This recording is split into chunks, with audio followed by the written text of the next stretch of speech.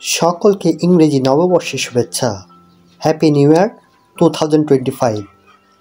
আমি নাসিম, আমার ইউটিউব চ্যানেলে আপনাদের সকলকে স্বাগতম। কেমন আছেন বন্ধুরা? আশা করি আপনারা অনেক বেশি ভালো আছেন।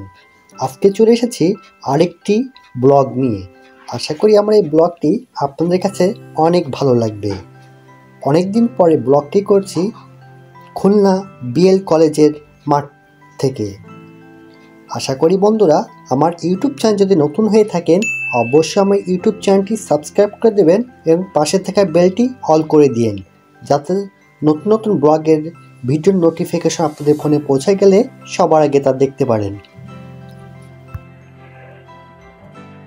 এখন পৌষ মাস, শীতের সময়, প্রচণ্ড শীত পড়েছে। এই শীতের মধ্যে বিকালের মধ্যে এই ব্লগটি করা। বন্ধুরা, এই সরকারি বজলাল কলেজ, যা সরকারি বিএল কলেজ নামে অধিক পরিচিতি, বাংলাদেশের খুলনা বিভাগের অন্যতম প্রধান কলেজ, যা খুলনা শহরে দৌলতপুর ভৈরব নদীর তীরে অবস্থিত।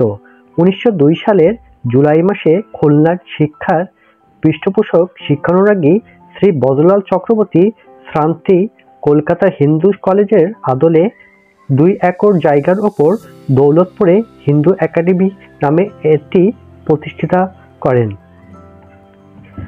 পরবর্তীতে হাজী মোহাম্মদ মহসিন ট্রাস্ট তার সৈয়দপুর এস্টেটের 40 একর জমি এই প্রতিষ্ঠানে দান করে এবং মাসিক 50 টাকা অনুদান বরাদ্দ করে। 1967 সালের 1 জুলাই তারিখে সরকারি কলেজে রূপান্তর করা হয়। কলেজটিতে 21টি বিষয়ে পাঠদান করা হয়। এর মধ্যে 21টি বিষয়ে স্নাতক পর্যায়ে এবং 16টি বিষয়ে স্নাতকোত্তর পর্যায়ে পাঠদান করা হয়। এছাড়াও প্রাইভেট, স্নাতক পাস এবং স্নাতক প্রথম এবং শেষ বর্ষ কোর্স চালু আছে। 1996 সাল থেকে উচ্চ মাধ্যমিক স্তরে পাঠদান বন্ধ হলেও 2010 সালে আবার উচ্চ মাধ্যমিক স্তরে পাঠদান শুরু হয়েছে।